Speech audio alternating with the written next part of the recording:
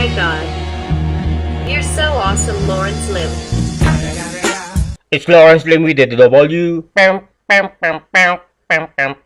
A monk named Enek lives in a futuristic Bangkok. He spends his days wandering the streets, accompanied by his robotic assistant, iBuddy, hoping to collect as many donations as possible.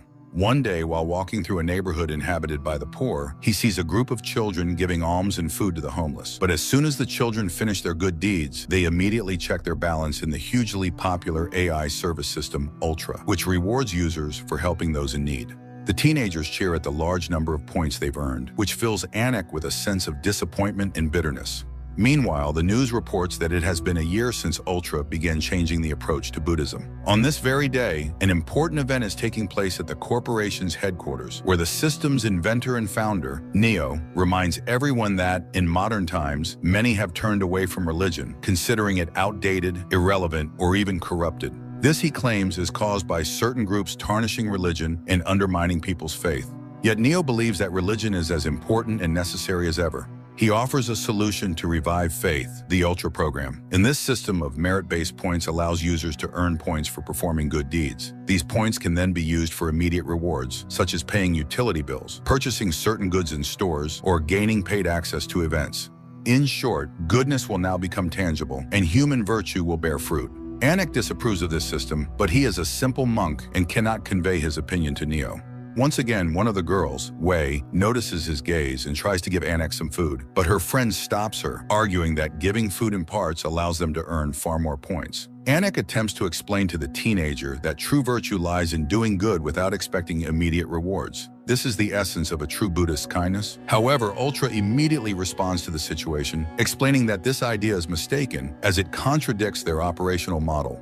The boy, for listening to Anik's teachings, instantly receives extra points. The girl is upset, but cannot argue with her friends, and Anik is left without any alms. He moves on, but soon notices that his iBuddy has sustained damage. Inspecting his metallic companion, he suddenly sees a sticker that compares payment for charity to payment for the services of a fallen woman. Outraged, Anik is approached by two of his fellow monks, who note that he is once again talking to the robot. One of them is angered by this, but the other sees no harm, pointing out that some people talk to animals, and no one questions that. The first monk insists that robots are just metal trash cans with no feelings, unlike cats or dogs. The second monk reminds him that Anik used to be an engineer at a major firm, which explains his affinity for machines. The monks display their daily collection, and it must be admitted that it is quite meager, a few bags of rice and flowers.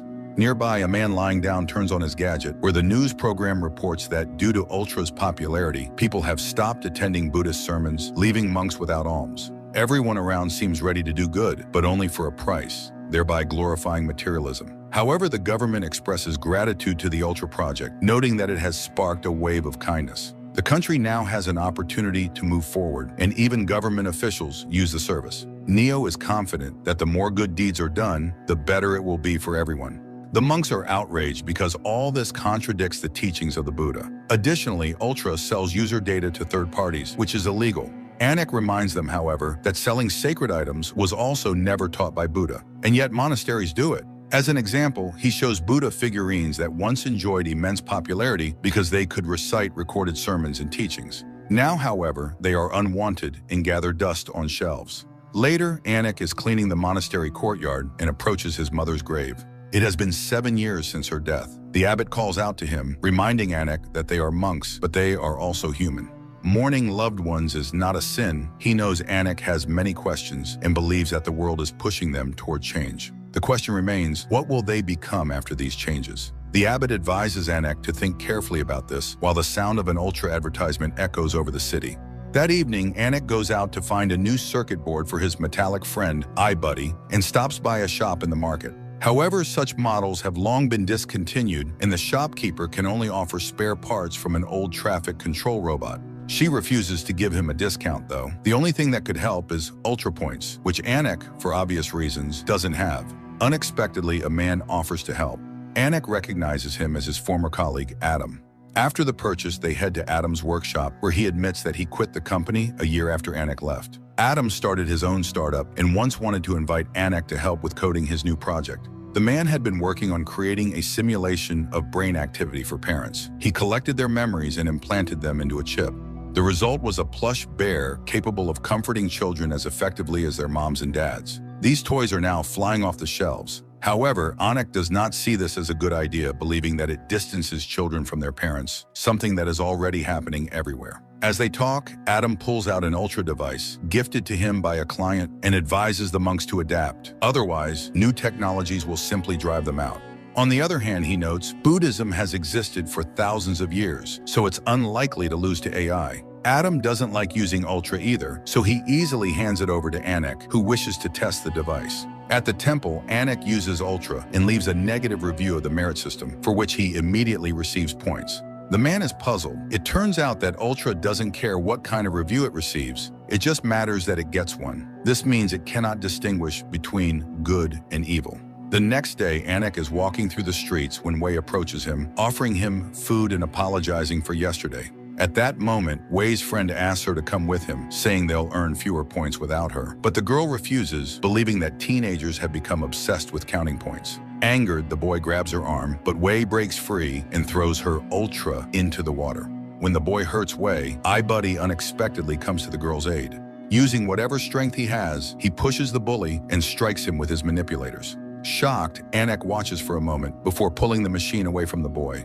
Later, Adam repairs iBuddy and realizes that the robot remembered much of Anik's teachings. The attack on the boy was a precautionary measure. It used to be part of a traffic control robot. Anik immediately uses Ultra to file a complaint, and after being redirected multiple times by bots and operators, he receives a call from customer service asking him to come to their headquarters to meet Mr. Neo himself. The men travel to the Ultra office. Everything around them is made of gold, astonishing the monk. But when they exit the elevator, they suddenly find themselves in the interior of a modest house where a family couple greets them, begging Anik to show them the path to heaven. To do so, the couple offers their house and car as a donation to the temple. They fall to their knees, pleading for a chance, while a teenage boy watches everything from behind the door. Anik is visibly shaken by such intensity, but then the couple freezes. Neo enters the room, revealing that the parents were merely a hologram. Neo tells Anik and Adam the story of his life. Many years ago, this family gave everything they had to a temple to secure a better afterlife.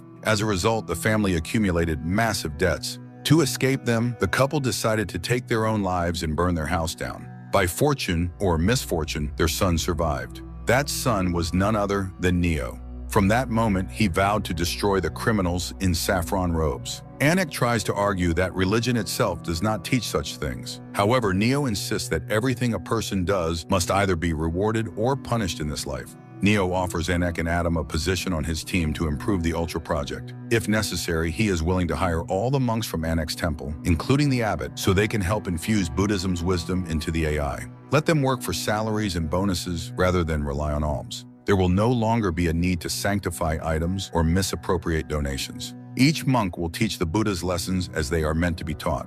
Once Buddha, Dharma, and Sangha are integrated into Ultra, the system will become perfect. Anik leaves the headquarters without giving Neo an answer. Neo advises him to think it over and adds that if his parents had met Anik, they would have survived. At the temple, Anik tells Adam why he became a monk. Once Anik had worked as a software engineer and was severely overworked. One day he received a call informing him that his mother had leukemia. On her deathbed, his mother asked him to take monastic vows because when she was pregnant with Anik, she kept dreaming of Buddha's tooth inside her womb. So she went to a monk she respected, and he told her that the unborn child would become an important religious figure who would help Buddhism during a time of crisis. At that time, Anik gave his mother a vague promise and continued working. But when his project was shut down, his mother passed away. He decided to take his own life. The only reason Anik stopped was that he saw the abbot watching him. The abbot came to him and reminded him of Buddha's teachings, which also brought back his mother's request. Now Anik understands that many people seek hope in the world, but only another person can give it, especially those who have made mistakes. And if the world is trying to change them, it's time to use their skills and knowledge to change themselves and become a source of hope for others. From that day on, Anik begins programming something that is meant to change Buddhism. With Adam's help, Anik launches the iBuddha system, which resembles Ultra but incorporates Buddhist teachings from abbots and monks across the country. The technology operates using brainwaves from the temple's abbot, making it feel as though he is always nearby, guiding, mentoring, and helping with life's contentious and difficult moments. Later, other mentors from across the country will join the project. This system also includes a merit-based program, but it functions as people engage in Buddhist practices. By accumulating points, they can use the application for free for the following month. With this system, people can avoid the tricks of the modern world, which is full of deception and misinformation. Anik presents all of this at the product's launch, where Neo is also listening. Over time, cases of fraud within Ultra start to surface. One couple, for example, pretended every day to help elderly people cross the road, earning points for it, but the elderly people turned out to be actors. Through this trick, the couple earned a significant amount of money. These incidents caused problems for Neo. Meanwhile, iBuddha is doing well. There's no longer a need to seek out monks, buy them offerings, or wait to meet with an abbot. People can now listen to any version of sermons and prayers, quickly finding the one they need most at any given moment. Anik is satisfied because he is fulfilling his mother's wish, and the system quickly becomes hugely popular. However, one day, everything falls apart. A crowd of enraged people arrives at the temple, having seen the thoughts of the abbot, which reveal him harassing a young woman with indecent proposals. As it turns out, this was not an isolated incident. Shocked, Anik, accompanied by Adam, goes to confront the abbot. It is revealed that this happened many years ago, before he became a monk and was still going through the stages of adolescence. Adam realizes that the incident occurred because the abbot's brainwaves were used without filtering his memories. He apologizes, admitting he has let the monks down. However, the abbot considers himself solely responsible, believing that consequences always catch up. He is just a humble monk and is ready to face the crowd. The abbot steps out to meet the furious crowd, asking for forgiveness while enduring their shouts and being struck by objects. A week later, the religious council recommends suspending the iBuddha service. Sales of iBuddha plummet. Anik bids farewell to iBuddy, renounces his role as a monk, and leaves the temple. On the street, he sees litter, picks it up, and throws it into a trash bin. Suddenly, he hears the voice of Ultra. It turns out that a boy is using it and complains that now they give far fewer points for cleaning up. Above the city, an Ultra advertisement plays, announcing that the system has been updated with Super Ultra and Ultra Pro features, ready to assist people wherever they may be. Anik puts on a cap and walks into his new life. The science fiction genre has recently been actively addressing the theme of artificial intelligence dominance. This story in particular draws attention to pressing issues of faith and religion in the modern world and serves as a reminder that while technology can make life easier, it can also behave in ways no one ever intended.